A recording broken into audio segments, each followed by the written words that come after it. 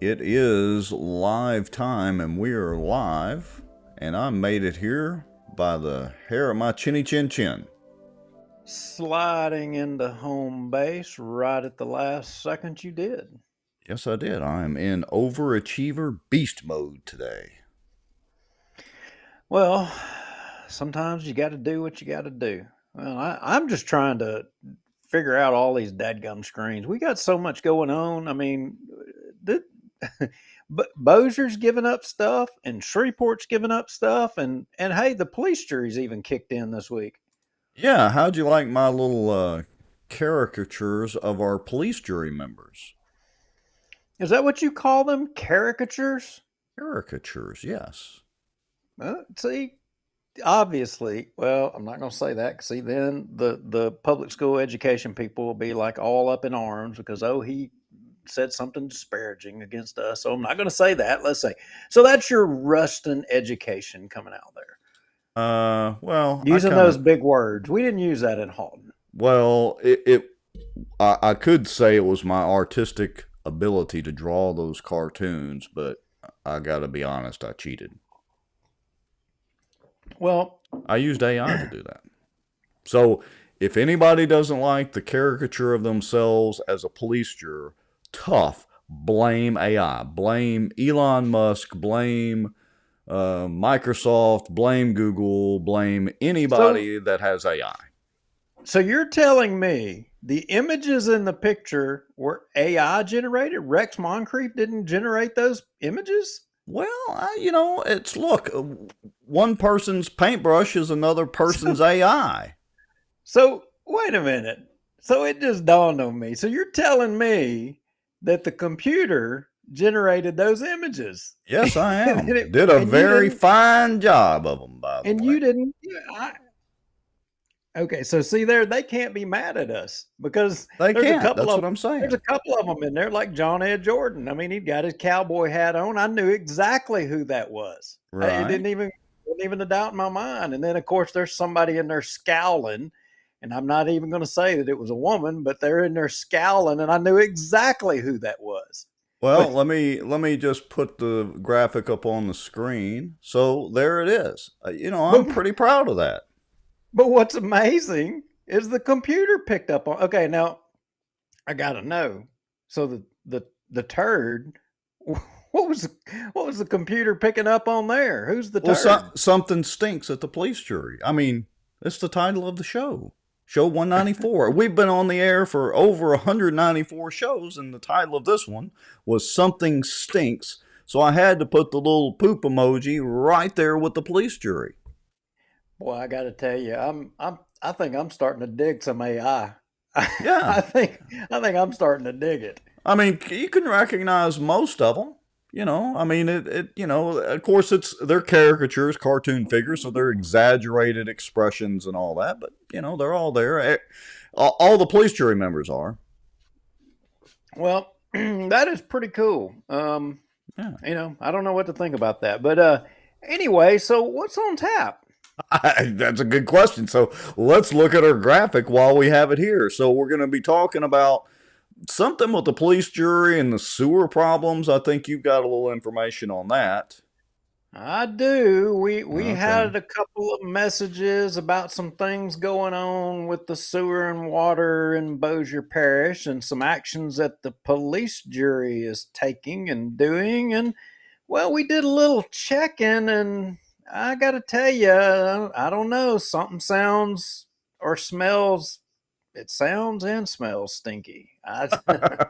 Yes, it does. All right, so I'm putting a couple of comments up on the screen, but there was a city council meeting, and we kind of expected it to be a little dull, but there were a couple of little sparklers in there that I think we need to review, and an update on the charter commission if there is any. Uh, Yeah. Hey, and Chris Norris, we're going to have some more crawfish stuff coming out. Y'all are going yes, to really love the next one on the outdoor news. Well, you're going to be entertained, I promise you.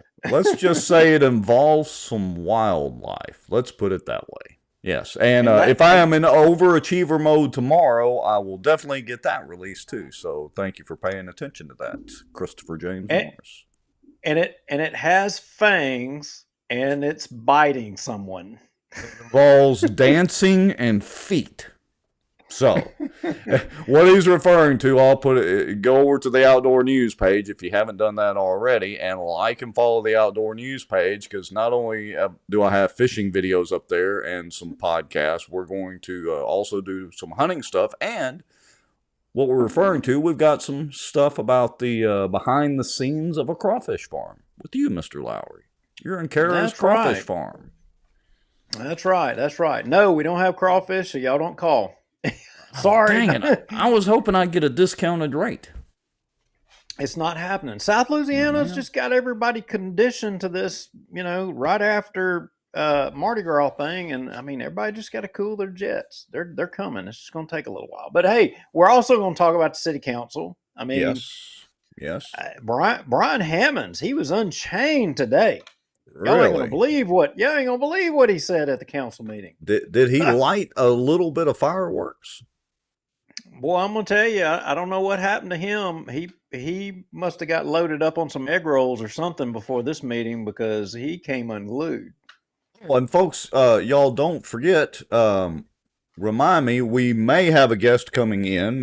We may have Jeff Sadow come in a little bit, and we're going to discuss some numbers. And in my overachiever mode today, I also, based on Jeff Sadow's debt numbers, did a cute little graph. So y'all don't let me forget to show that graph of the debt load per capita of Bossier City. It is very interesting to see it in a picture. Yeah, if you're paying taxes in Bossier City, and and or you're one of those people, you're a naysayer and you're kind of like iffy on term limits, and you're questionable about government and all this, this graph is going to make your head spin. You're going to have trouble defending what you're going to see. Yes. So, what do you say we go ahead and go to the break? Are you supposed to text Jeff, or did you give him a specific time or anything before? I gave him a specific time. I told him just chime in about 7:20. That'll give us some time to get through everything, and ask everybody to help us broadcast this far and wide. I mean, the best thing you can do is to share this on your page so that other fellow citizens can be informed. And look, tonight there's going to be some informative information that, friends or family, it could arguably help them, and at least help them fight with their local government a little bit when they try to put the pressure on them. Yeah. All right. Well, let's go ahead and let's do our countdown. Let's go ahead and go to our break. I've not shortened it down yet, so folks, it'll be about 3 minutes. That gives you time to do a quick bathroom break, get you a stiff drink, pop some popcorn if you want to, and we will be right back. Hello, Bert1396. Good to see you on the YouTube side. We will be right back in about 3.5 minutes. Tag and share some folks. I see y'all doing some tagging there in the comments. Appreciate that. Tag and share some folks. We'll be right back, and we've got some stinky stuff to talk about. A lot of the back office on the politicians that they think walk on water, they would be shocked. There's an old wound from a knife in my back that just is giving me heck lately, and it's just really irritating, so I have to kind of wiggle around a little bit. Well, I've not heard my name in stable or Baton Rouge in stable in the same sentence in a long time. I titled it A Shot Across the Bow of the Good Old Boys. Just, they feel helpless, they don't feel heard, they have nowhere to turn. Some Republicans as well believe that government has the answers. And let me tell y'all something.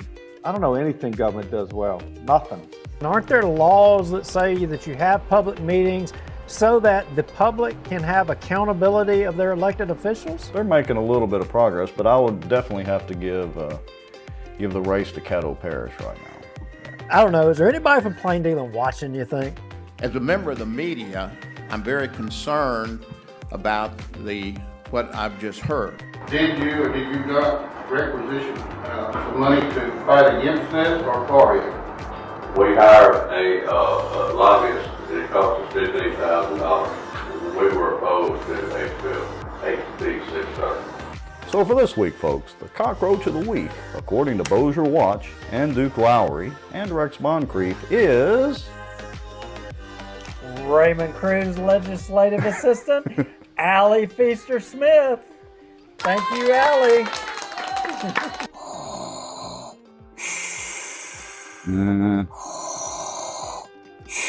Well, I'm not thinking Star Wars at all. I'm thinking zombie apocalypse.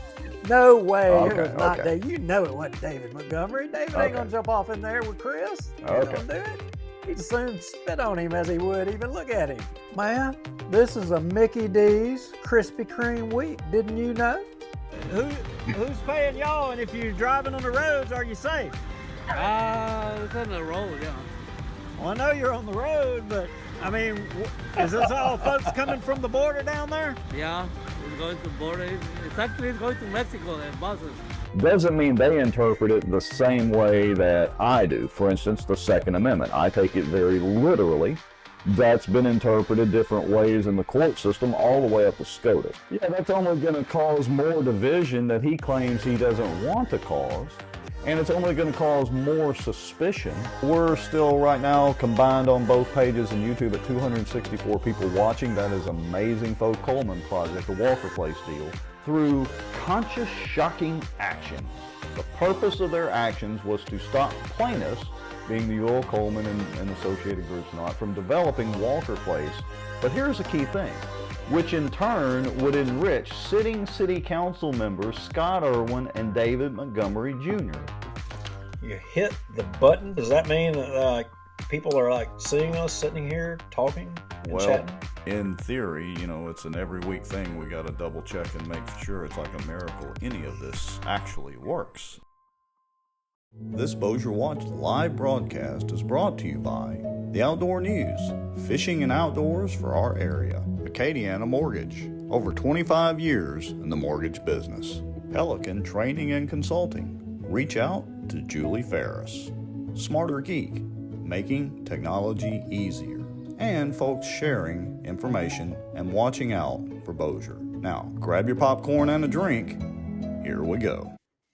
And here we are again. Why am I so low and you're so way up there? Well, I did change my camera angle, I have to admit, because the last show it was up real high and it was like the satellite was looking down on me or something. So I moved it. I cheated a little bit. Playing Chase Duke around with the camera again. That's okay. All right. So I want to throw this out there. I can't even adjust my camera angle. Hold on a minute. What am I? Camera A? I don't even know what camera I am. There we go. All right. So speaking of the advertisers that we just came out of the break with, we are fixing to, and we've kind of alluded to this, but we're fixing to ramp this up. And if anybody out there knows of any businesses, local, regional, whatever, that may want to do some advertising with us, let us know, because we are about to really step on the gas pedal a la Thelma and Louise and drive this thing right off the cliff. That's exactly right. That's exactly right. And in the spirit of that, this thing that we do is it's not for everybody. A lot of people think, it's cool, you get on social media and talk about politics and talk about things. Well, we're talking about a lot of uncomfortable things, and we appreciate Pelican Training. They've stuck with us. I mean, there's been some hard shows, difficult subjects that we put out there, and regardless of what the content is, people that stick with you, that's important. And in that vein, I want to just briefly talk about, we got an email here over the past week or so, and it specifically was talking, about, on our show that we focus on a couple of people, or we may, kind of, it may seem personal or what have you. There is history with some people, yes, but is it personal? No.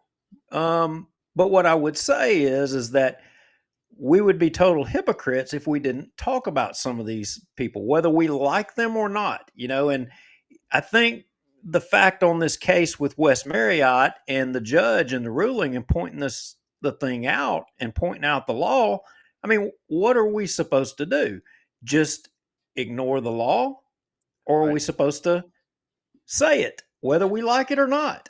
I mean, and Well, the whole premise of the show, if you go back to the very first one from, gosh, when was it? October the 6th of 2021, I think, was the first show that we released. But if you go back to that, the whole premise of the show, of you and I doing this, was to call out the local politicians, and, you know, we're expanding out a little bit, but to call out the politicians and to kind of give the inside baseball. We don't claim to be unbiased. We claim to be completely biased, but we're also fair. So all the politicians have an open invitation to come on the show at any time. We said that over and over. They know that. They know how to get a hold of us. So, you know, it's not, yeah, like you said, it's not really anything personal, but if there's a court ruling that we don't agree with, of course we're going to say something about it. yeah, so in that vein, and we're not going to let up. I mean, we're not going to do it. We're going to call the balls and strikes. We're going to call it like we see it. And yeah, that's a good point. That's a good point. Sometimes they're foul balls, but, you know, we're going to call them like we see them. Chris Norris. Wow. Montgomery Insurance. What would he do? Well, after I show this bar or line graph here in a little bit, he might not ever want to sponsor this show. Yeah, but I'm just saying, you know, wow. Could y'all think about that for a second? That would be pretty crazy. Anyway, let's just hope that bad idea didn't come to pass. Now, your lovely bride says maybe the same people should change their behavior. So I don't know if she's referring to the people we're talking about or to us. I know we probably need to change our behavior, but she's got a point. Well, in that vein, let's get on with it. And let's get down to some. Let's subject. quit rambling. Yeah, let's quit rambling. I mean, I don't know if you can queue up cut 13. I put it in there. I tried to get it ginned up. It's a video. And it's a video. Hold on a second. So that'll take a minute. I mean, what would a Bossier Watch show be without a brief commentary or update on Walk on Water? I mean, yeah. Well, you're right. So hold on a second. I've got to pull that one down. It won't take but just a second. And drag it over here. Okay. He made his rounds around Bossier this past week, and you know, we weren't invited. All the other media was invited. We weren't invited, and that's fine. Imagine that. I didn't take it personal. But I do know some. I wouldn't have gone anyway, but that's okay. Yeah, I probably wouldn't have went either. But, you know, anyway, hey, I mean, everybody, you know, I've seen all these bunches of posts of pictures, you know, fawning over Mike Johnson and all this stuff. And that's fine. I mean, if you're all excited about because you're in the presence of Mike Johnson, I mean, good for you. We're in the presence of greatness. I'm not that guy. Yeah. Well, all right. Shall we play the video? I have it queued up, and I think it's going to work. Yeah, go ahead. All right. Roll them. Just he and I in the Oval Office. Let me say this. When I showed up today, my purpose was to express what I believe is the obvious truth, and that is that we must take care of America's needs first. When you talk about America's needs, you have to talk first about our open border.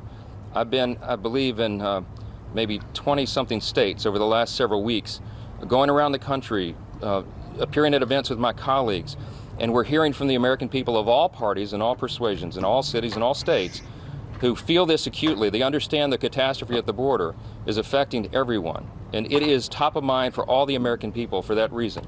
So I brought that issue up repeatedly today in that room and again one-on-one with the President. I think that's our responsibility. To bring that up. The other big priority for our country, of course, is the funding of our government. And we have been working in good faith around the clock every single day for months and weeks and over the last several days, quite literally around the clock to get that job done. We're very optimistic. I hope that the other leaders came out here and told you the same. We believe that we can get to agreement on these issues and prevent a government shutdown, and that's our first responsibility. You also heard, I'm sure, that there was discussion about the supplemental spending package, and I was very clear with the President and all those in the room that the House is actively pursuing and investigating all the various options on that, and we will address that in a timely manner. But again, the first priority of the country is our border and making sure it's secure. I believe the President can take executive authority right now today to change that, and I told him that again today in person, as I've said to him many times, publicly and privately over the last several weeks. It's time for action. It is a catastrophe, and it must stop. Okay. I want to go here. I mean, I've heard Mike say repeatedly that the president he has the power, he can take action. Well, let me ask you something, Rex, and all the 100 people watching. Do y'all think that Biden will do that? Of course not. Well, he's gonna. It's an election year, so he's gonna play it up to his advantage. Look, Congress controls the purse strings. Why doesn't Mike just threaten to cut off some pet projects?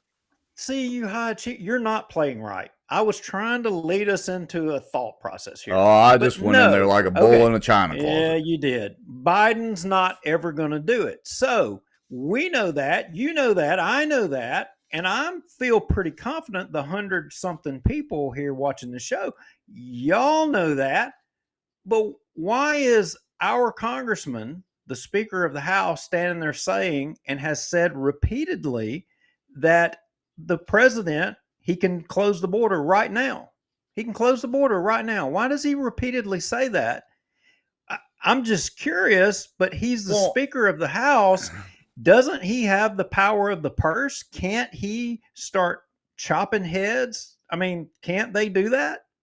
Yeah, but then he doesn't get up to have the press conferences and all that. Look, first thing to close the border, they'd actually have to build a border. You realize that only a small percentage of the border actually has any sort of wall or barbed wire fence, for that matter. Well, that whole build the wall deal during the Trump era, and I'll vote for Trump again. But that's a great campaign slogan. Then why weren't we having the huge numbers of people coming through when Trump was there? If it's because we didn't have a fence, why were they not coming then? We did have big numbers coming then. That's just increased now and stepped on the gas pedal. No, not comparable to what is now. The numbers are not nearly the same. All right, so again, let me go back to the early early 90s of deer hunting. Literally at the border, and having to be careful not to shoot the Mexicans crossing into southern Texas. It was bad then. It's astronomically worse now. I'm not saying that there hadn't been coming across there. You forget, I used to work on a well down there, having to drive 27 miles, down there on a ranch, heading into Texas, and you got the freaking helicopters buzzing over you and all that, and they tell you don't stop if you see a little kid in the middle of the road, because if you stop for a kid in the middle of the lease road, they're going to shoot you in the head and take your vehicle. Yeah, I know all about it, but the numbers compared to when Trump was in there and the numbers compared to today, they're not the same. They're not the same at all. But we're getting way off on tangent. We can disagree on the quantity, but here's what I want to post. Go to share my screen. Okay. That's what I want to go to. Let's see if I can make that magic happen. Okay, there we go. So everybody watching our show, do y'all know who that is? Honestly, I have no idea. I'm just wondering, does anybody watching the show, do y'all know who that young lady right there is? Let me posit a theory. It's a missing young lady, or something's happened to her? No. Okay. Let me help everybody out. Okay, no, that's not Molly Tibbetts. No, that's not Kate Steinle. No, that's not Stephen Nashon. Mm-hmm. No, that's not Kayla Hamilton. No, that's not Elizabeth Medina. That's Laken Riley. That is the most recent, young lady murdered by an illegal alien that's come into this country. So when I watch, my congressman, Speaker Johnson, say that, the president can shut the border right now, what can the House of Representatives do? They hold the power of the purse. The most powerful thing of all is the money. I mean, they can't do nothing more than come to the mic and say the president has the power to close it down right now. They can't do anything else. I'm sorry. And everybody can be mad at me and say, oh, it's a personal vendetta. I mean, y'all can all throw rocks at me all you want. All you want.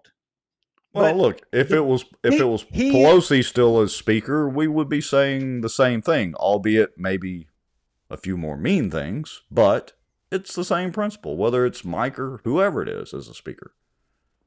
Yep. So the border's still flowing, wide open. The president, you can say all day long he has the power to do something about it. Obviously, he's not going to do anything about it. Where's the patriots that are going to step up and that have some power to be able to do something? Yeah, I agree. Talk is cheap. Well, it's not really cheap because it's costing all of us taxpayers astronomical amounts of money. But as the saying goes, talk is cheap. But it's a great talking point. Yeah. Anyway. Okay, so now that we are coming off of a sad note here with a young lady or young girl that was killed by an illegal immigrant, what do we have up next? Well, behind door number 2. Little old city of Bossier thing, and you made a request here not long ago. Jeff Sadow, he was hitting on a bunch of numbers, yes, and he was talking about them, and you were like, "Hey, can we follow up on that a little bit? Can you share a few of those numbers that you're digging into, and can you kind of fill in the blanks a little bit?" And right. you started digging deep into that.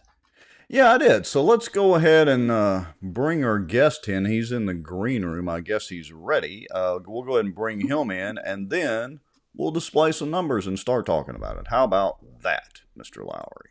Let's do it. All right, let's see here. Mr. Sadow, can you hear us? Yes, I can. And we can hear you. It is a miracle every time that this works. All right. Okay, so of course, most of you out there know Jeff from a lot of his blog posts and all that. He stays on top of most of our government entities around here. He's also particularly good with facts and figures and all that sort of stuff. So, Jeff, where can everybody find you? If they want to go read your stuff, where's the best place to do it? Well, actually, there's a lot of different places, but if you're really interested in Bossier, there's a Substack that I write for called bossierviews.substack.com. So just Bossier Views, go to Substack, it's there. I also have a blog that has those posts as well as posts about Louisiana politics in general. It's 5 days a week. That's the easiest way to get there is to go to the URL www.between and then a physical dash lines.com. And that's a URL that will take you to the site. The addresses are all different once you get there, but that'll take you to the site and the latest post on top. And if you're patient, you can wait for the next day after I post, which is typically Sunday through Thursday. It'll appear on the Hayride Monday through Friday. Excuse me. Okay, so that, everybody, go check out Jeff's stuff. Like I said, a lot of you get it by email. I know I do, so go check out Jeff's stuff. All right, now, Duke, I'm going to hit the buttons and go ahead and change our screen, and, well, let's see if all of this actually works. All right, hey, I'm flying pretty good here tonight so far. So, Jeff, you've talked a lot about the debt per capita in Bossier City, and it kind of piqued my interest. And I asked you a couple of shows back if you had the numbers and could put them together over the last several years. I think going back since like 1994, could you do that? And you finally had time and were able to do that, and I really appreciate that. So I'm going to put a chart up here. I'll just go ahead and drag this over. Whoops, that's a little big. Let's back it down a little bit. All right, let's not cover everybody up. So, folks, and for those of you listening to the podcast version, I'm going to give the quick summary of this, and then we'll let Jeff chime in and start kind of filling in the blanks. So what this is the increase in per capita debt, or debt per capita, with population in Bossier City from 1994 to 2022.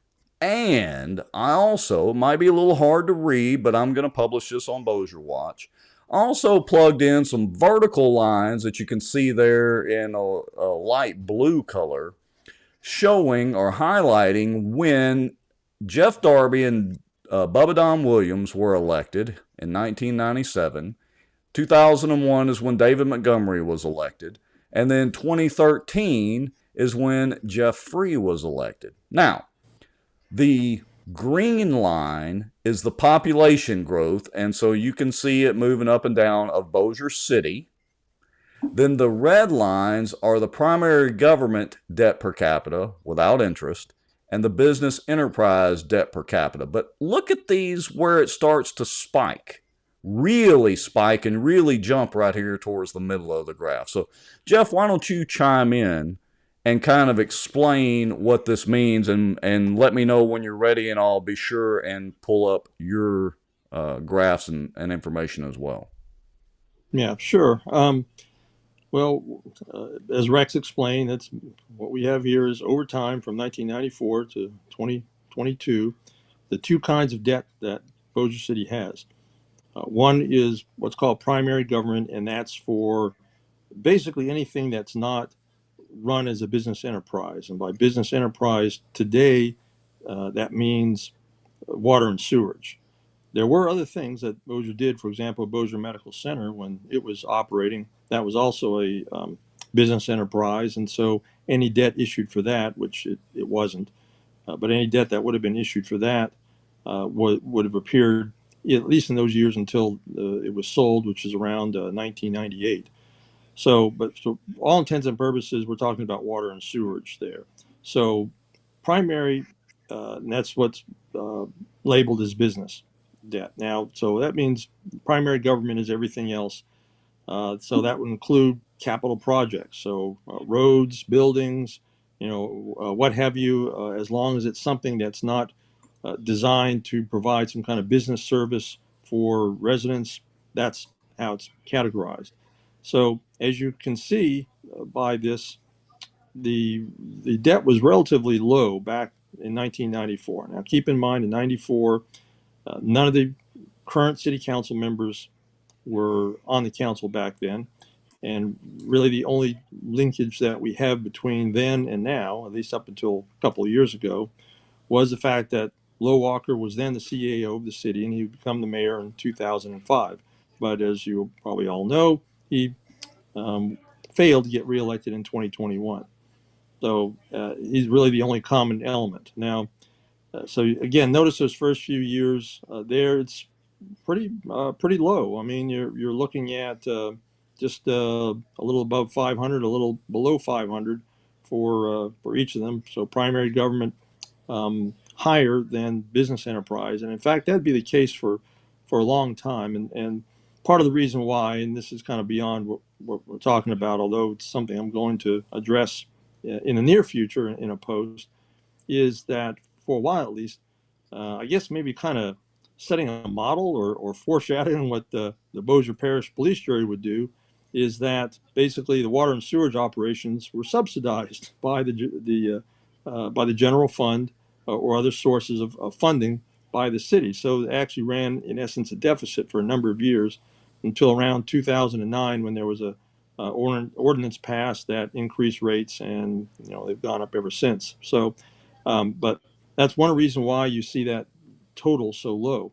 But again, these are not, pretty decent numbers. The typical resident of the city is not owing that much according to debt. And if you look at the raw numbers, we're talking about much less than $100 million total in debt between the two. Now, 1998, the year after Jeff Darby and Bubba Williams were elected to the council, that's really your first inflection point there.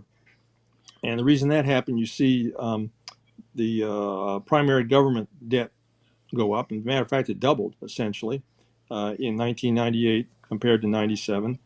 That was because that's when the bonds for the arena, now the Brookshire's Grocery Arena, were sold. So that about doubled outstanding debt. Still, though, it's not a large amount, relatively speaking. And of course, the business enterprise debt was still running pretty low. All right, so we go a few more years. 4 years later was our next inflection point. That was 1 year after David Montgomery joined the council, as well as Tim Larkin, and just a little bit after that, Scott Irwin. So for the next, until 2013, these five guys were on the council, and they, of course, approved of all the spending. And you have to throw in a sixth guy that would leave 2013. We'll talk about that a little while later, but that'd be David Jones. He was also behind this and generally approving, as all of these guys did, of these kinds of expenditures. So 2002, what happened there was the Louisiana Boardwalk was started to be built. Now, that was mainly done by a private developer, and in fact, they threw in $160 million to build that of their own money. The city did some streets and sewage and the like, but the big expense the city threw in there, which is why they ended up hiking debt by about 50% in total, again on the government side, was to build a parking garage for the boardwalk, which really wasn't necessary. The developer should have done it, but the city had these grand ideas that, well, we're going to buy our way into prosperity, generating a lot of sales taxes. So part of the deal they threw in the parking garage. So that's why you see that large increase there. So next few years go by. As a matter of fact, you can see a slowly declining trend. Now, another thing that I should talk about here, if you're looking at the green, the population line, you see it's kind of bouncing all over the place. The reason for that is because the city has had a bad habit, and it's every time running up to a census, or remember, censuses are done every 10 years. The city's had a bad habit of not only overestimating, but really wildly overestimating population. So what that does is it influences what we see as the per capita figures. It will artificially decrease them, in other words, than what they really were. So really the only reliable numbers on here are 2000, 2010, and 2020. But so if you're wondering, why that line has all these ups and downs and like, it's because it's really bad estimation, particularly in the last half of a decade. So you see like there 2005 and up to 2010, you got suddenly this rapidly increasing population. If you look at the right side, you'll see the raw numbers of the estimates. So yeah, in 2009, they were saying, oh yeah, we got roughly 66,000 people. 2010 comes in, and they're basically just a little below 62,000. So anyway, that's just something to keep in the back of your mind, is that these per capita figures are going to be influenced by basically incorrect population estimates. But anyway, so our next big inflection point occurred in 2007. You see this huge jump in primary government, and that's because of the Cyber Innovation Center, bonds being sold for that. Although the total cost, initial cost of the city was only $35 million, and the parish threw in $15 million, the state threw in $57 million, so it was eventually $107. But the city went out and sold for as part of that $100 million of debt. And so again, some of that for the CIC, but then other purposes as well, such as finishing the Parkway and some other items that I've not really been able to precisely figure out at this point. But yeah, they were dumped in there, so that's why you see this huge spike. Now, if you're keeping track, notice way back in the late '90s, it was trundling around $500 per capita. Now all of a sudden, in 2007, so we're talking 12 years or fewer, all of a sudden we're close to $3,000 per capita. So a six-fold increase in essence in per capita, and in raw numbers pretty close to the same thing as well. So and it didn't stop.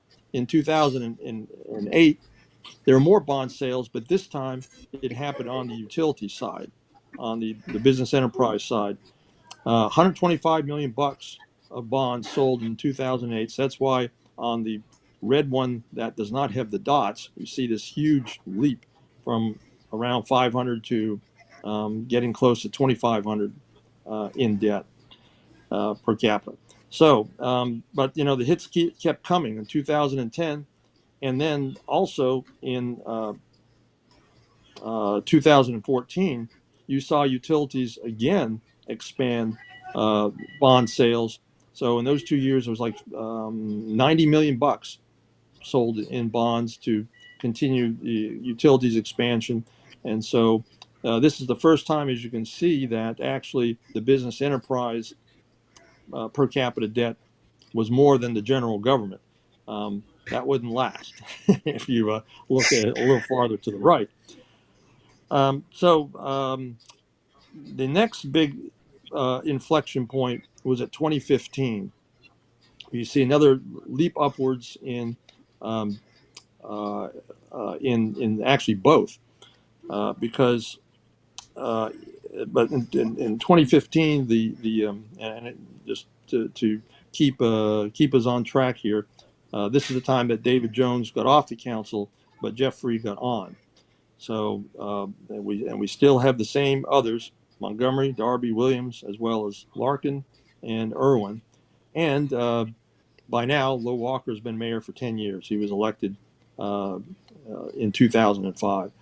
So the next two big moves, which are 2015 and 2018, and really the last two big moves, were as a result of the carriageway, which the cost now is something like $79 million.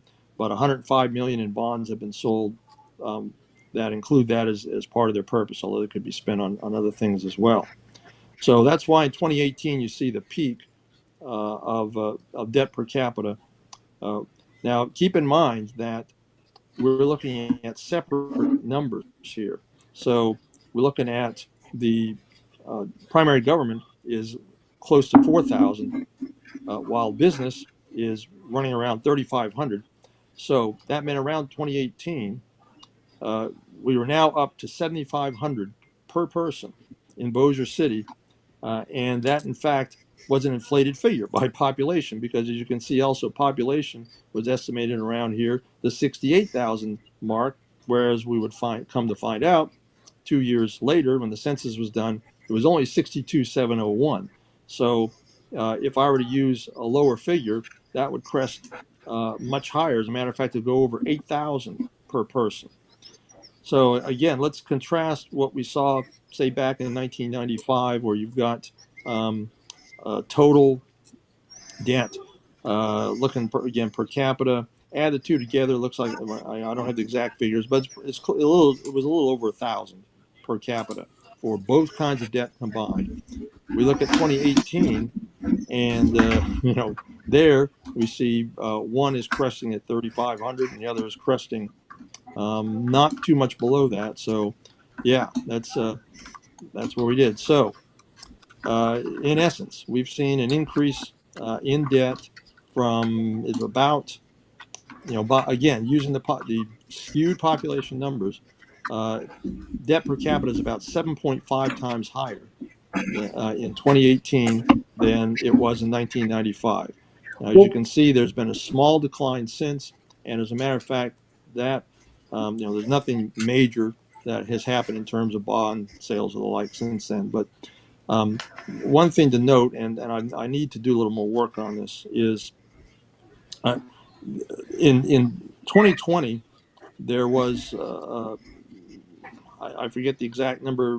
It was maybe 3,500, something like that, per capita in business enterprise debt, and we have good census numbers, so we're pretty confident about that. And that was roughly, if you look at it in raw terms, it was about $10 million in interest that was being paid that year. But this chart is just showing the total debt, but the interest was roughly for the business enterprise stuff about $10,000 per capita. The comprehensive annual financial reports that the city issued in 2021 and 2022 have dramatically lower figures, like 6,800 and 4,500. Yet the total amount of debt out there is still in that period is between 200 and 225 million. So it's not materially different. And so I'm not sure why those numbers are dramatically lowered. And in fact, if you were to look at the 2020 CAFR, one of the things that's always printed as part of the financial notes is an estimate of the amount of money that had to be paid both in principal and interest on bonds for the next several decades. And they actually had down figures in the $8 million range for interest on enterprise debt for 2021 and 2022. But the actual figures reported in the 2021 and 2022 CAFRs, again, were remarkably lower. So something going on there. And I think there's something that's changed in the reporting. I just don't know what it is, because you have basically the same amount of debt, but yet dramatically lower interest payments. And I just don't see what kind of refinancing trickery or whatever could have occurred to drive down interest costs that much. So those two figures, if you're looking there at that, the red line without the dots, you may want to take those somewhat with a grain of salt, because that decline probably is not as steep. If there even is a decline, it's probably not that steep. But no, Jeff, 62,701 Jeff, I want to ask. census. Yeah, Jeff, I want to ask you a question. I know Rex is so obviously the citizens of Bossier are looking at a higher debt load per citizen. What is something that can, maybe make the city start falling on hard times? What would be something that would really cause that? What is there any? Or could it? I mean, could the city? Yeah, I Go mean, ahead. certainly if there was a decline in tax revenues. Now, when we talk about this debt, we're talking not only about the interest that has to be paid every year, which is by but for 2022, by the fractured numbers that I don't completely trust, was only about 13 or 14 million, but probably is really more like 18 million. You've got to be able to service that. But then you also have debt that's coming due, the principal, and you have to be able to have that money for that available as well. So you have all these definitive payments that you have to make, and you have to either make sure you have enough that's in some fund somewhere, and then hope as part of that you've got sufficient revenues coming in to continue to carry all that debt. So if there was a downturn, that would tend to squeeze matters.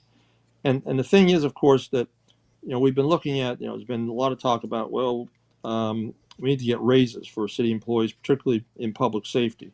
We on some of your past shows, you've shown evidence. I think it was a Republican councilor, Chris Smith, was the one who gathered that showed that we're pretty much at the bottom of the barrel as far as starting pay for public safety personnel. But there's really the way the level of debt that exists as it is, paying off again the principal and interest on it every year. Then there apparently is not enough room to be able to afford those kinds of raises, because year after year we don't see them. So I don't I don't know that the city's in a position where this debt is going to send it into default or anything like that. But it's Well, certainly of such a size that it prevents the city from doing other things because it's got to be well, serviced.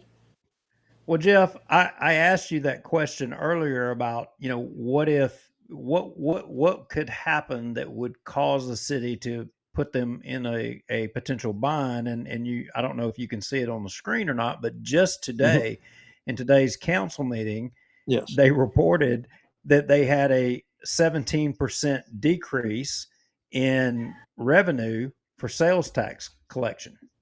Right. Hmm. 17%. I mean, aren't we Yeah. knocking on the door here with this? Well, if it's if it's sustained, then there would have to be cuts somewhere else. And the problem is when you have so much debt, and again, the obligation to pay off principal and interest, is that you have no margin for error. So you'd have to start cutting in other places, or hope your other revenues go up, which probably would not be likely. One of the things I'm trying to do is in a future post is look at some revenue and expenditure levels of the city over this period and see what percentage of it was going out the door in debt and interest, and just to see how, basically what this safety margin was and is currently. But the fact that there's a general agreement that raises should come to city employees, and again, particularly public safety employees, and that it's not been done year after year is an indicator of just how tight things are. And certainly, again, the debt is something that's making these kinds of things tight. And you can look at it this way: if you take the following projects, which would be the arena, the Cyber Innovation Center, the parking garage, and then the carriageway, all told, they cost about $200 million. If we had not done any of that, Bossier City, in terms of general debt, would be only 14 million bucks in the hole right now, when we'd be saving something like, well, as a matter of fact, if you took just the interest savings, which are like 8.4 million a year, from that $200 million, and we took that and apportioned that out over all city employees, and there's about 667 as of today's report. That means you give them like a $12,500 raise, each and every one of them, just off the interest that's going out the door. So let's say you gave them all $2,500 raises, and then you bankrolled that other 6.67 million bucks. You know what you could do with that? And then also, if we throw in the $200 million that was never spent, let's say we invest it, we get 5% back on it. You could wipe out entirely property taxes in the city. You don't have to pay any. Or take an alternative, cut sales taxes by half. Instead of the 2.5% city rate, we pay 1.25. So you can imagine just the amount of money that would have been not only released into the economy by people's saving on property taxes and sales taxes, but also the signal, the message that would have given to business and investors and the like, that hey, we've got this low tax environment. We come on down. And so basically, this $200 million, as I've argued before, was basically wasted, was frittered away on things that are low value, that don't come close to paying for themselves, and really weren't something that government should have been involved in. I mean, obviously the carriageway, we're probably not going to do a toll road, but the argument has been that the carriageway is just, it only does half of what it's supposed to, and in that sense is largely duplicative. So, yeah, we could have saved $200 million, could have a much lower tax environment, certainly not have all this debt going on, give everybody $2,500 raise. All of this could have been possible without all that money being spent. And so you look at who's on the council, all $200 million of that have gone out the door with Bubba Williams and Jeff Darby in office. and then roughly 135 million with David Montgomery in office. Free, he's a relative latecomer. He's only watched the carriageway dollars around, again at this point around 79 million go out the door. But these are decisions, spending on things that I've argued for 25 years, really since the arena was proposed. You have. That the city didn't have to make. All right, And, so yeah. let me ask you this, and we'll start kind of wrapping this segment up. Is there ever a justification for a city taking on this kind of debt load? I mean, do you remember any of the councilmen what their justification was, or was it, well, we can just borrow the money, may as well do it and spend it? Well, the thing I heard most often was, we're a growing city, but if you look at population changes from early 90s until now, there's only about 5,000 more people living in Bossier City. So we've had this huge expenditures. Again, we're talking about taking a total amount of debt, as I recall. Again, it was around 50 million, I think, in the mid 90s, and now we're looking at, it's gone down a little bit in the last few years. We're still looking at well over 400 million, and the city's grown by 5,000 people. So, I don't know that we needed that much infrastructure for that kind of growth. And in fact, you could argue, had they not done this and done the kind of the tax cutting things that I suggested, maybe population would be much higher now, attracting people and business by being such a low tax environment, instead of just again spending it on all these outdoor monuments, so to speak, both actual and virtual. Well, I mean, Well, what do we know? We're just a couple of political pundits out here, and you're just a numbers guy. But what do we know? Why should they take advice from us, Mr. Lowry? Yeah, Well, no, we're not elected to office. Well, Jeff started talking about fire and police, and we showed a cut just a second ago that was also in that report that was presented to the council today. And I would contend that, and I don't know the numbers, but potentially, they're understaffed by, there's a variance of 45 positions across all the departments within Bossier City that, that may be how they're staying afloat. And so if, for example, the police department reflects being 12 people short, fire department is 6. I mean, I would think that maybe those positions aren't going to be filled. Let's not even consider about whether or not employees are being paid to let's say a Southern average per se. We're at cutting staff at this point, and if they leave, we may not be going to replace them, right? Yeah, well, as you see with those Manning reports that are done every month at the council meetings, there's chronically a shortage of employees in the city, and again, as you know, in public safety, and again, maybe a better salary structure. You wouldn't see so many vacancies. They're certainly budgeted for, and maybe that the city's saving some money by not having these positions filled. Whether that means there's an acceptable level of service, that's for others to decide. All right. Well, Mr. Sadow, we appreciate your insight into that. I appreciate you sending me the numbers and letting me create a couple of cute graphs. As you kind of refine your numbers some more, make sure and keep publishing your good information out there in the blogosphere, and let us know. Come back on and let's discuss some more numbers. Sure. I'll do my Thank you, Jeff. best. Thanks, guys. All right. Have a good evening. Thank you, Jeff. Well, so let's see. That's 2 depressing things right there. One, the young lady that was killed by the illegal immigrant, and 2, the debt load with the pretty pictures of the city of Bossier. Who knew? Her name was Laken Riley. Laken Riley. All right. Laken Riley. And I say that. Do you remember? I mean, let's say Kate Steinle. Don't you remember hearing that name? Oh, yeah. She was on. I I mean, think Hannity did a big deal, or no, it was O'Reilly was on the well, Kate Steinle deal for quite a while.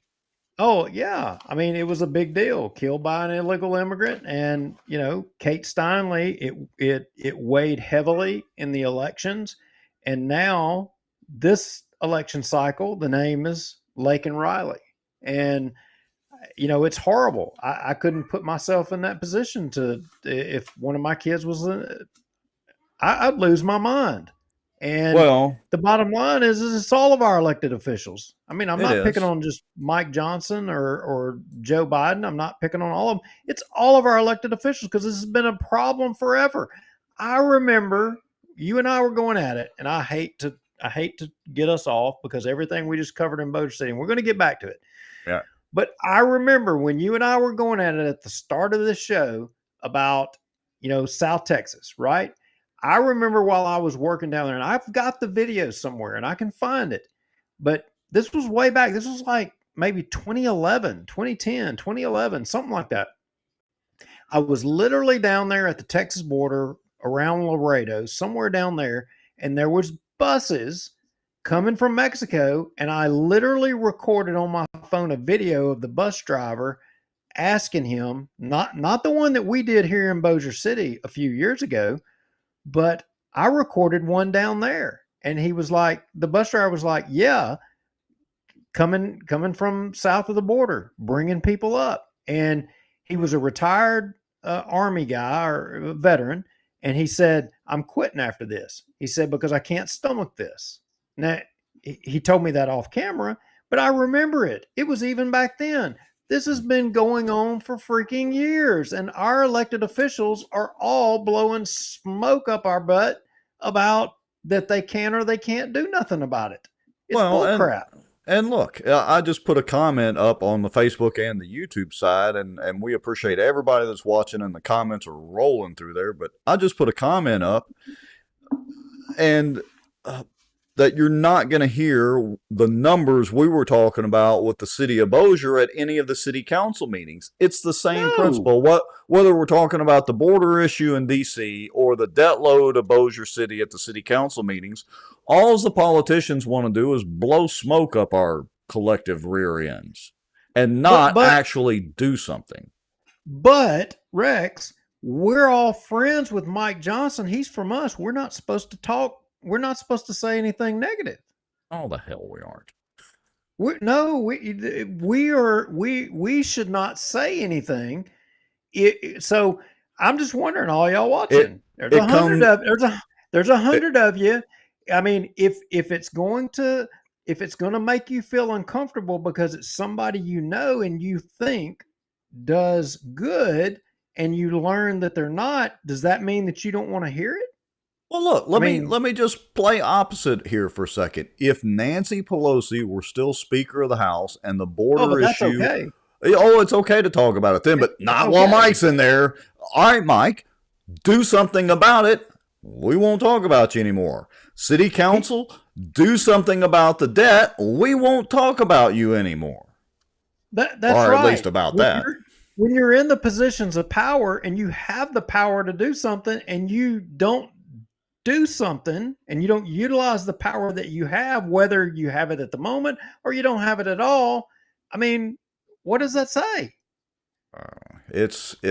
Well, I don't even, if I say something, I'm going to say something really mean. So we'll just leave it at that for now. All right. Well, so that's the debt load of Bossier City. That's the MJ watch. He's walking on water right across the Rio Grande River down there. Well, I think who else shall we jump on tonight? I think since we're talking about Bossier City, we need to actually go to the Restream video because I got to tell you, there was a gem in there. I mean, look, I may not always agree with him. I can think of a water issue that comes to mind, and I had a lot of disagreement. You know what? Hey, in the end, I'm still friends. But there was one of our councilmen that he jumped on up there, and I got to tell you, he brought some fire and brimstone. Yeah, well, let's let's see if we can find that. So you should be able to see the city council meeting if I can spit it out. Shall I let's do a live review. Let's see if we can do this professionally tonight. So you got control. Why don't you jump us ahead and see if All it'll right. play? So here we go right out of the gate. I mean, there is this proposal that they're wanting to spend, I don't know, maybe $500,000 on Walbrook Ball Field. Maybe I think I really didn't even listen to it completely. I was like, okay, well, here's going to be another one of those just rubber stamps. It'll flow right through. They're just going to throw some more money on it. But no, somebody jumped up there and had something to say. So I'm going to cue this up and let's go. Here we go. All right, so yeah, this is where I guess they're gonna open the bids for Walbrook Park. All right, here we go. Yes. Good afternoon, Council. Claire Chandler. We have 7 packages to open today for bid number 2401, the Walbrook Park building. There were 2 addenda on this project, and the engineer's estimate is $405,000. The budget was approved, the funding for the budget was approved on the 2023 sales tax capital budget and ordinance 2 of 2024. Let me stop it. You can stop there and you can jump ahead to the next one, 3223. We're not going to listen to all the bids be open because that would like maddening. Yeah. But go on up to. I want to put one comment up, but Greg, I missed it a little bit ago. Greg Bell asked, he said, the comments of South Bossier are not going to grow. Just wait till the new water line from the port comes to fruition. Gonna be a boom. All right, here we go with Walbrook Park. Now, Greg, play nice because we're highlighting a South Bossier politician that we think did some good today, and I don't want to take no shots at him. We're wanting to showcase how good of a job he did. Yes, he did do a good job. He jumped up there and grabbed the mic. All right, here we go. You take these bids under advisement. So move. Bubba Williams. Second. Second. First by Councilman Williams, second by Councilman Maggio. Maggio, second. From the audience. Questions from the council? Oh, here we go. Mr. President, as y'all can see, which I knew this was going to come in over budget, I would ask that the council that we take this into consideration. We look at this project and put it on hold at this time.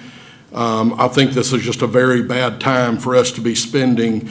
I mean, the cheapest bid's $479,000, spending this money when we have employees quitting every day, every week here at the city. Our police, our fire, every city employee is underpaid. I'm sure all of y'all got it. They can go start working at Panda Express and make more than our starting out salary as a policeman or a fireman in Bossier City. I'm nothing against Walbrook Park, nothing against baseball. Wow. This is just money right now that the city does not need to spend. We have other stuff that we need to worry about right now. We've got a salary study going on that we need to worry about and figure out when that salary study comes back, because it's going to come back and say that all of our city employees are underpaid. We need to think about that and take that into consideration and put this project on hold. So I'm going to stop it right there. First of all, kudos to Hammonds for mentioning Panda Express. Now I'm hungry. But second of all, weren't we just talking about this tremendous debt load that Bossier City has? I mean, this dovetails perfectly into that. What? Why, yes, Rex. We were just talking about that, and we were talking about employees, and before they got to this little part right here, they were reauthorizing. The council was reauthorizing the mayor to hire for vacant positions. Where I think in the last Bossier Watch show, or maybe it wasn't, we talked about the fact that almost all of the IT department at Bossier City had submitted their 2 weeks notice and resigned. Maybe it wasn't on our show. Oh, no. I'm pretty sure it was on our show. Yeah. So, look, and him citing Panda Express, I got to tell you, I mean, I had to check that out because that was just hard to believe. So look, I had to take a stroll. I mean, look, I didn't want no egg rolls today, but for all of y'all watching, if you want you a job comparable to a policeman or fireman in Bossier City, I mean, you might ought to stroll by Panda Express. But if you don't have time to do that, we've already did the work for you. Why? So, through the magic of technology, looky there. Right here on their little board in Panda Express, they got, they're hiring. Pay up to $19 an hour. I mean, health benefits, 401k, even bonuses.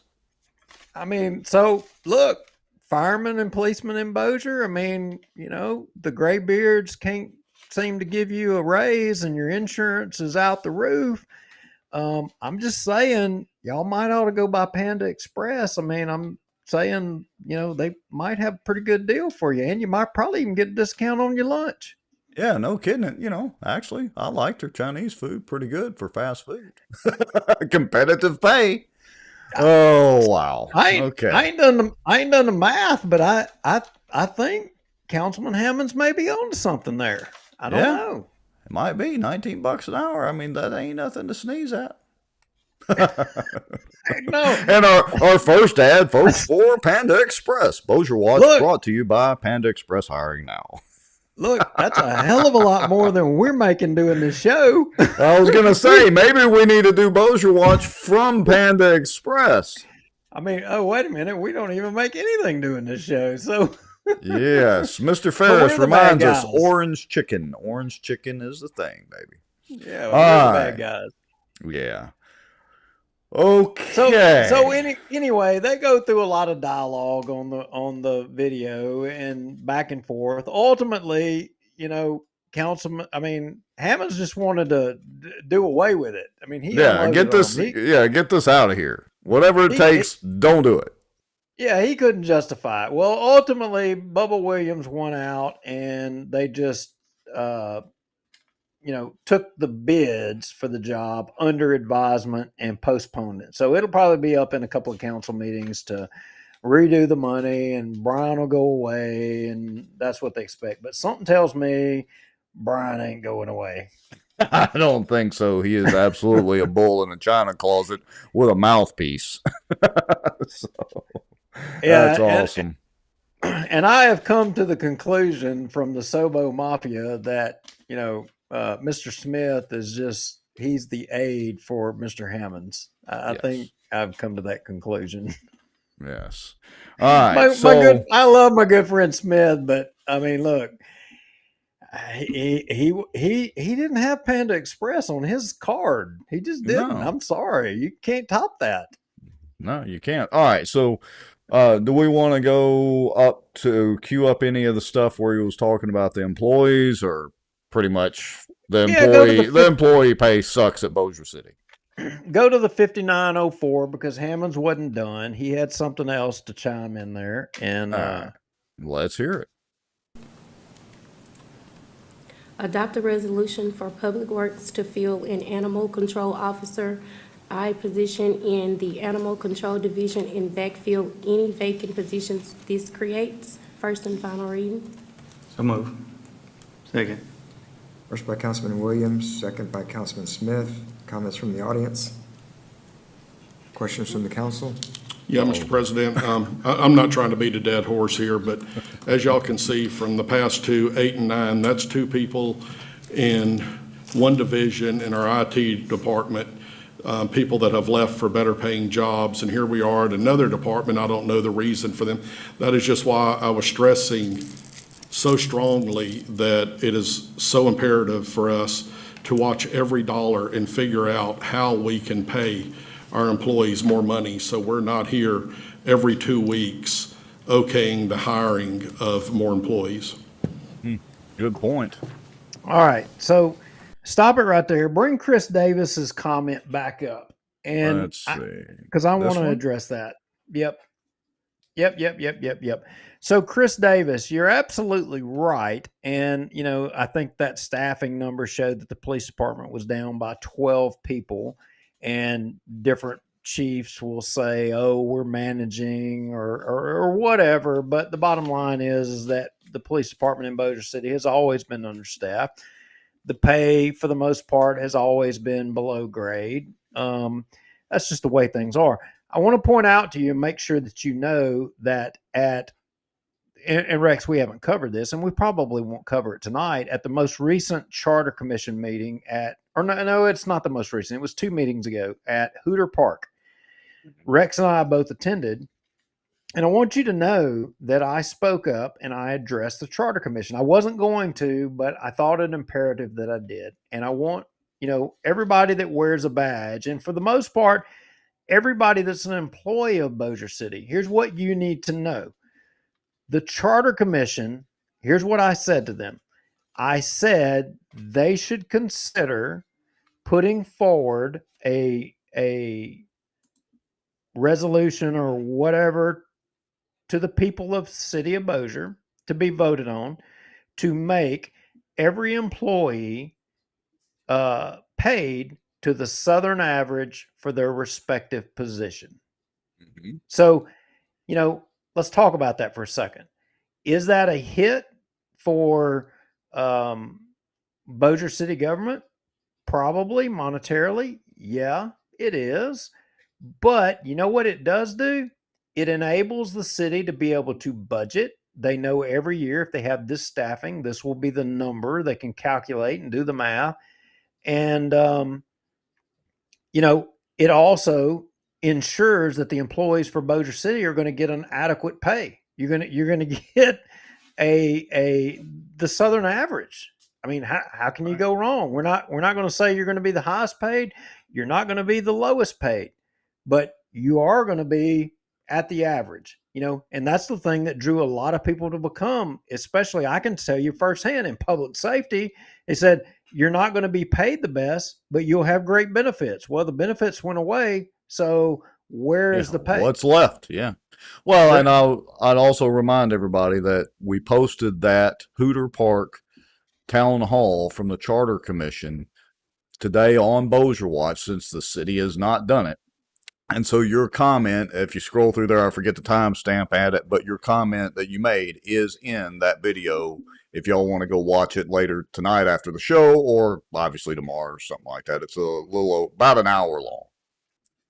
Yeah. So if you're a fireman or a policeman and you know some of the council or the Charter Commission members, I think you should call them and you should tell them that you believe that, or you're a city employee. It doesn't matter if you're the dog catcher or the trash person. You should call them and tell them, we think these positions should be paid at the Southern average. I'd love to hear what, they tell you. Yeah, that's a good idea. I think, like our good friend Julie Ferris of the Ferrises and Pelican Training said, it won't happen. But we'll see. You never know. Stranger things have happened before. So, let's see. Michael Ferris says that increases debt burden. Mr. Sadow just spoke to. Spending needs to be reined in first. Well, we can't rein in that spending when we have pet projects that we need to do, Michael Ferris. You're right. So, the over 100 people watching, here's what I would ask you. I want you to open your mind up and I want you to think. What is the basic responsibility of government? What is it that you expect out of government? Is it parking lots? Is it parking lots? Yeah, that's a great one. Is it baseball fields? Is it trash? Picking up your trash? Is it the YMCA?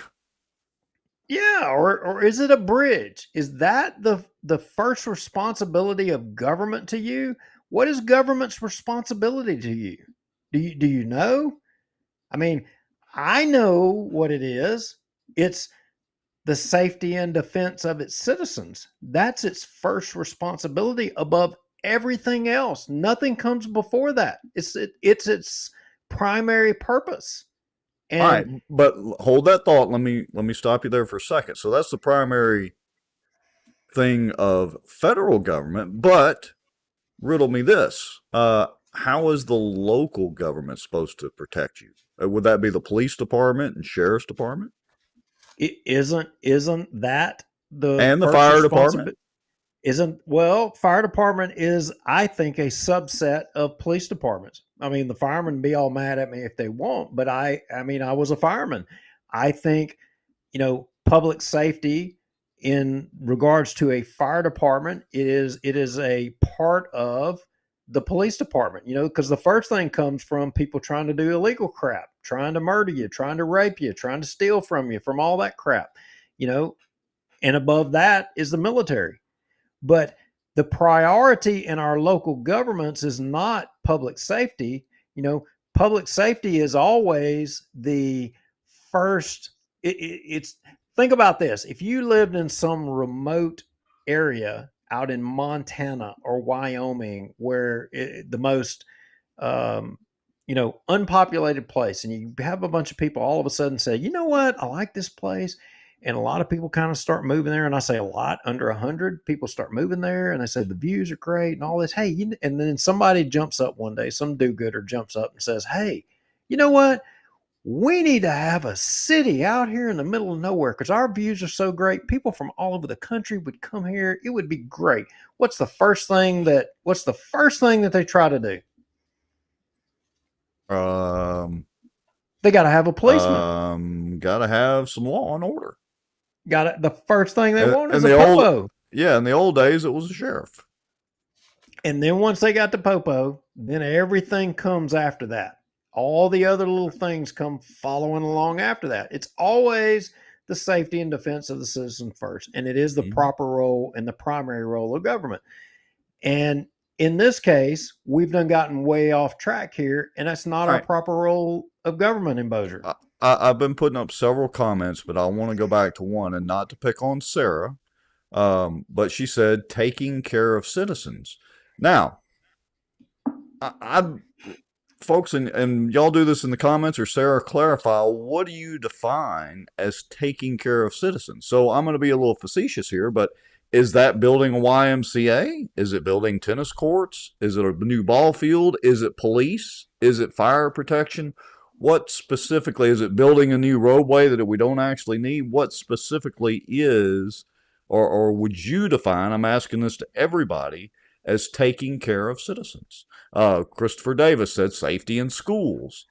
So what exactly is that role? Michael Ferris said water and sewage. Thomas Shea says the Tower of Taxes. We got to have that in the middle of a roundabout, right?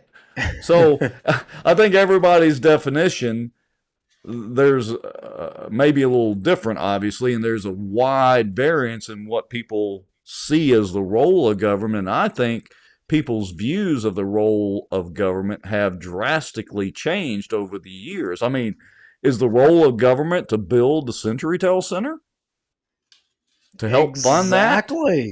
Exactly. Or should that be private? That's what I'm trying to spur people's minds to think about is, what is the first responsibility? We need to have a hierarchy of what the responsibility of government is. And Andy, infrastructure is not the first responsibility of government. The first responsibility is, if somebody's trying to rob me, I need the popo. Yeah, but you need. But look, and this is not to. And I guess this is not.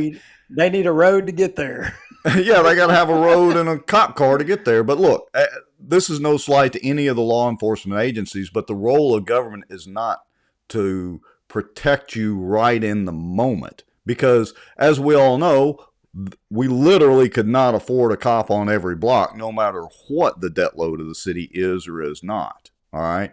Honestly, it's to solve crime, and by solving crimes quickly and efficiently and making sure people get prosecuted for the crimes they commit, that becomes a future deterrent to future crimes. But honestly, to be quite frank with you, I see the role of government overall to provide protection for the city, but I don't view the government as the protector of me or my family, period, because they're always going to be after the fact to put the police tape up. So Yeah, there's my little soapbox for a few minutes. I'm not disagreeing with you, and what I would say is that maybe as a whole, as a society, we have become completely too dependent on government to provide for us for all things. When in fact, assuming, and I think Representative McCormick was watching earlier, but I think maybe constitutional carry is on the fast track to coming through. Maybe if he's watching still, you need to put us a post and give us an update. All right, so I want to go off on a slight tangent for that for a second, and you know I love to get on my soapbox about all things gun rights and Second Amendment issues, but I want everybody to be clear on this one point, and it's a very important point that I brought up a few times before. What they're doing with constitutional carry is not giving us the right to be able to carry concealed without a permit and all that. What they're actually doing is removing the restriction on our right to do it. Remember, laws don't give us the right to do anything except in the very few cases where they pass a law to remove a prior restriction. Laws do nothing but restrict. Period, full stop. So a speed limit is a restriction to keep me from driving 90 miles an hour down a road. The constitutional carry bill is to remove the restrictions that were put in place that required us to have a concealed carry permit to conceal carry, or open carry as the case may be in some states, to remove those restrictions that were put in place decades ago. So I want to be very clear on that. Now I'll jump off my soapbox. Oh no, you're on it. I was going to let you roll, baby. Keep on going. I'm with you. Oh, I am still in overachiever mode slightly. So I don't know. I mean, we still got 100 something people watching, and I'm thinking that they're just all in suspense about your caricatures. Yes, I think you may be right. So let me go back to that screenshot because I just got to show it off again. Let's see. Let me click that. Let me close. I mean, that. I'm just amazed. I'm just amazed that the AI, the artificial intelligence, could see what we see, and it agreed with us. Yeah, and it agreed with us. And so let's see. Dadgummit. I've got to. So man, I lost it. A lot of people may be wondering, it's like, okay, what you guys, I think maybe a lot of people are probably lost. They're probably like wondering, what the heck are y'all talking about? You said you're going to talk about the police jury and something stinks. You've been talking about everything other than that, but you're saying something stinks. You have all these caricatures of the police jury and you got a turd emoji right there in the middle of it. Yes. So educate us a little bit, Mr. Lowry, because it's going to be educating me a little bit too. What is the deal with the police jury now? We've been claiming that we were going to turn our attention back to the police jury in, future episodes, and we've kind of hinted at that. What is the deal with the police jury now, and why is that dark-haired, long-haired police juror in the front so mad? She has just got the frown of all frowns and the scowl of all scowls.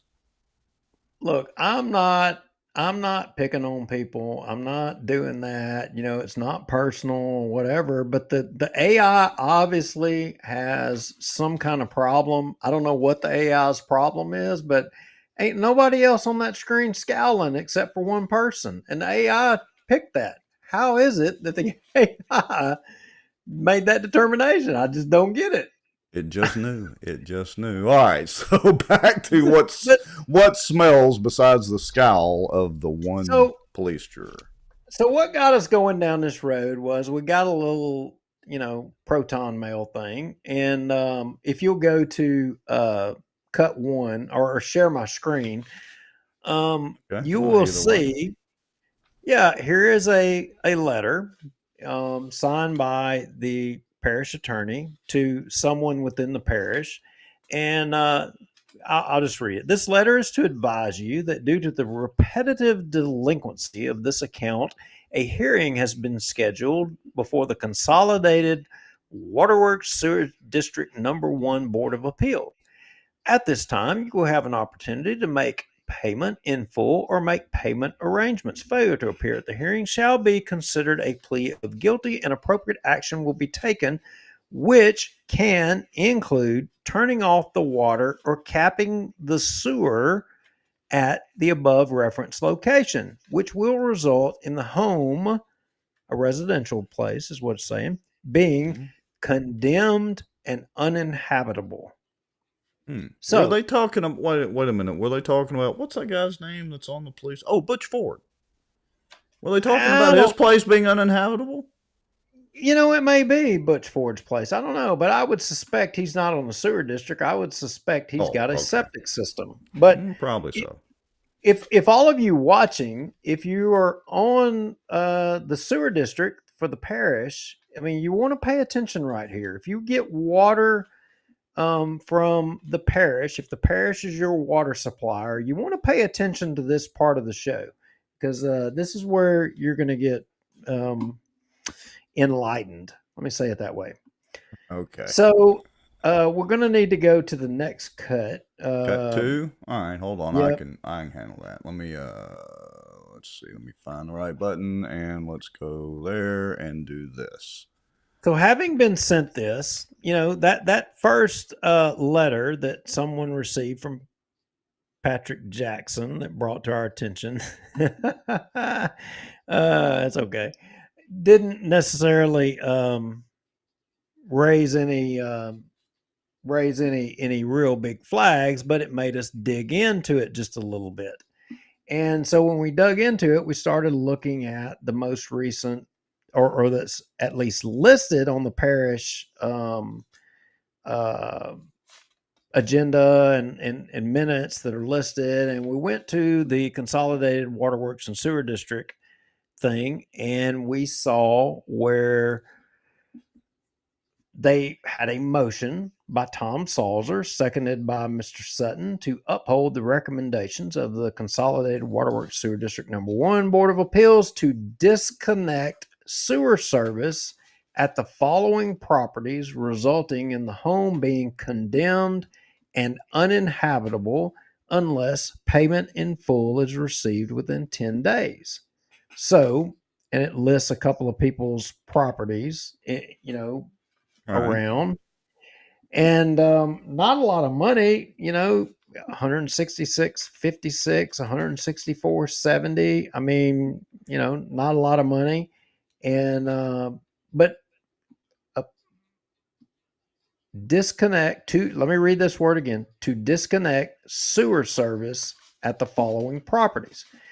So I remembered one time historically, somebody told me, they said, Laura Newbert, she is on top of her game. Laura Newbert is running for the Republican State Central Committee over in Caddo Parish. Great person. I don't know who her opponent is, but I can tell you Laura Newbert's a good one. Anyway, with that said, I recall someone in the past saying, and I think it was in regards to Bossier City, and we were talking about, sewer issues, that government has some restrictions there. So, we just automatically assume that government always has our best interest in mind, right? Oh, of course. They're always here to help. Of course. I mean, yeah, everything seems legit. I mean, and look, I got to say, if you don't pay your bill, I mean, look, Yeah. you got to pay your bill, right? Right. So you don't pay your bill, you get things cut off. But now, let me make sure I'm reading this right, because I'm coming into this kind of, relatively new. But are they threatening to cut off or disconnect the sewer service? And once they disconnect that, then the homes will be condemned and uninhabitable. Or do we happen to know if the homes are already uninhabitable and maybe that's why they hadn't paid the bill? No, I don't think that's the case. I don't think that's what's happening here. I think that people have water bills and they're going to cut the water off, and they're saying the sewer, and then condemning the properties, and then once they condemn the properties and deem them to be I uninhabitable, was going to say, what happens to the properties then? well, I'm not so sure that something wouldn't properties not be seized and properties go to sheriff's sale or the parish. That's probably somewhere in the mix. I don't know that for a fact, but that's probably somewhere in the mix. But I mean, so what the parishes, you're saying that our government is going to just let the sewer start piling up? I mean, they're going to disconnect the sewer and they're going to create a as somebody just put in the comments, an unsanitary situation. So, I mean, look, try to get to the bottom of it. So, you know what I did, Rex? What I did you do, called, Mr. Lauer? I called the Department of Health and Hospitals in Baton Rouge. I Oh. mean, because they're like responsible for all that crap. Well, They're the people. Now, so I was imagining that this was a property somewhere, out in the parish, isolated or whatever. I just plugged it into Google Maps, and look, this is public information, public record. While we're showing the address and showing the balance due and the name and all that. This is down there in Haymeta.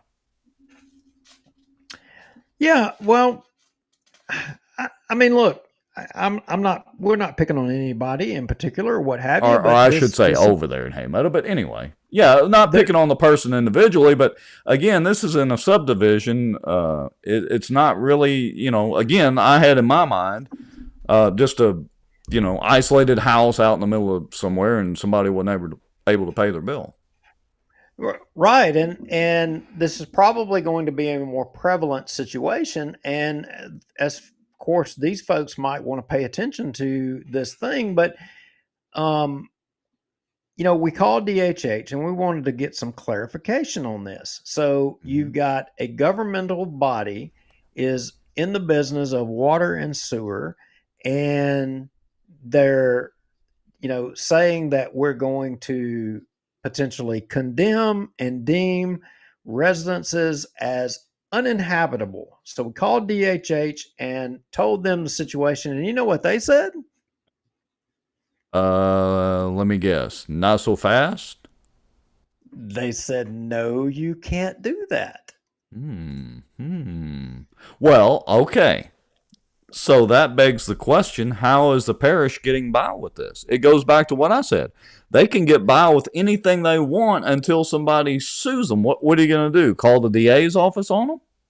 Well, it's funny you talk about suing and you talk about, the DA's office or what have you. Apparently, when I called down there, they mentioned a case called the quote unquote Magnolia case, where apparently at some point in time, as I understand it, some local governing entity had the wise idea that, hey, we would just cut off sewer, then we would condemn and make a residence uninhabitable for the purpose of being able to seize property.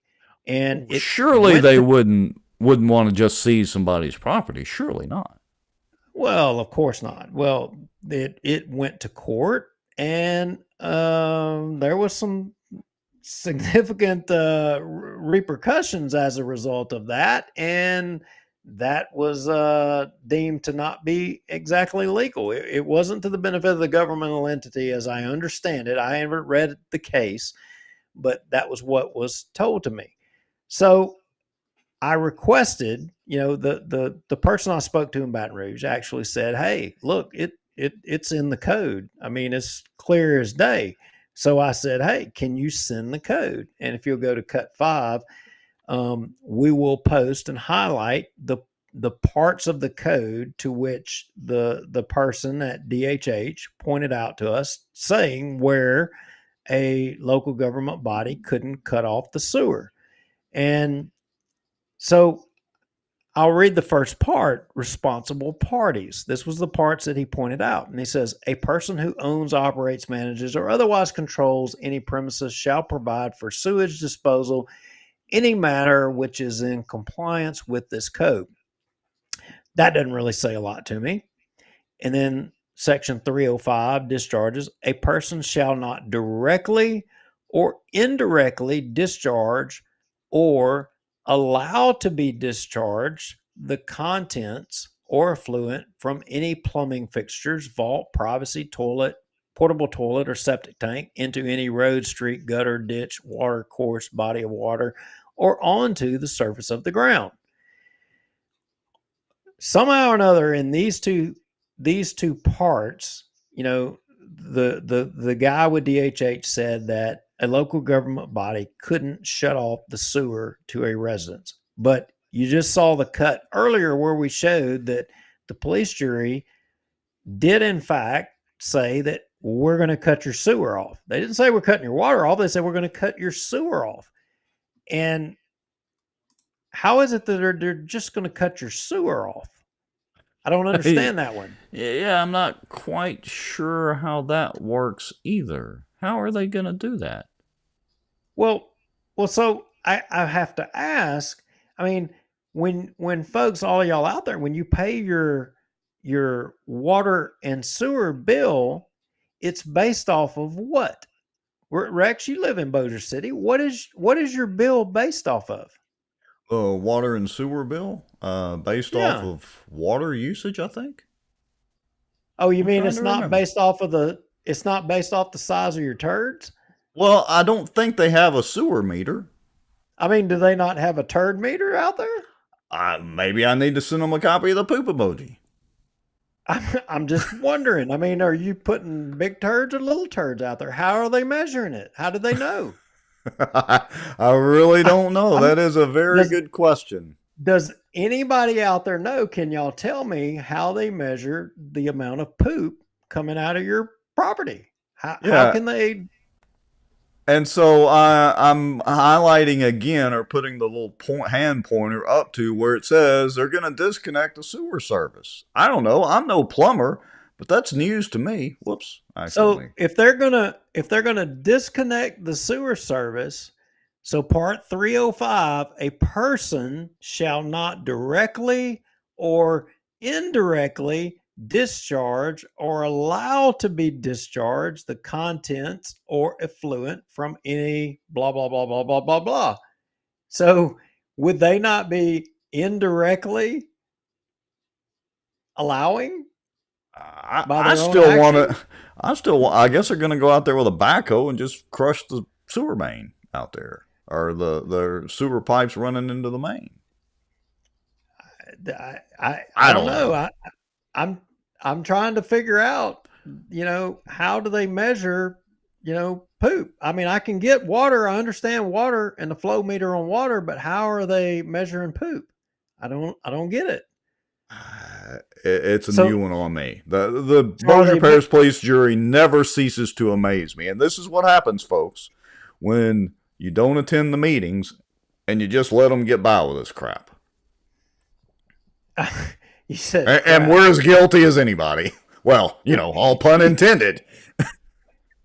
Well, either way, so if you're one of the people, anyway involved in the sewer debacle of what is the police jury Poopgate, consolidated. Yeah. Poop. If you're involved in Poopgate and they're threatening to cut your water off based off the measurement of your poop, one, you need to ask, how much poop did they measure coming out of your place? And then two, you need to call the Department of Health and Hospitals and you need to ask them if they can cut your poop off. I mean, they can cut your sewer line off.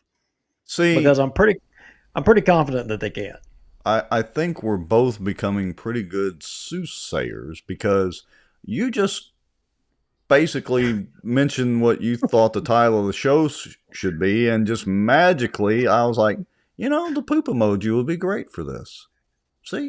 I'm just saying. I mean, I can tell you some people have more poop than others. This show is just going down the toilet. I'm dying to know how they measure that. I just want to know. I mean, you know what? I want Doug Rimmer to explain that to me. How they measure poop from one house to the next. That would be Doug Rimmer right there. Ding, ding, ding, ding, ding, ding, ding, ding, ding. Look at you, Doug. Who says we don't ever say nothing nice? I mean, you look young and spry. Right. Good grief. Wow. All right. I got to know which one's Tom Salzer. Which one's Tom? let's see. That would be hold on, Salzer. That's what is that him right? No, that's Glenn Benton. Salzer, where is Salzer? No, let's see. That's what's his name? That's Salzer, right there. That's Patrick Jackson down in the far left, right? Oh, down there? No, that's not Patrick. That one, no, that's how it rendered Philip Rogers. Oh, poor Philip. Yeah, I didn't put Patrick in there because he's not really a member of the police jury, although he's the de facto leader of the police jury, I guess. I can't believe AI is beating up on Philip Rogers. I can't believe that. Well, who's the other chick next to the right there? Glorioso. Oh yeah, she's new. Yeah. See, boy, AI, I'll tell you. Huh. Yeah. Okay. Yeah. See, I'm and in the process, I'm learning all of our city council persons. And look, there's Keith Sutton right there. Okay. Keith, and there's one of the boy. Yeah, there's one of the Darby guys right there.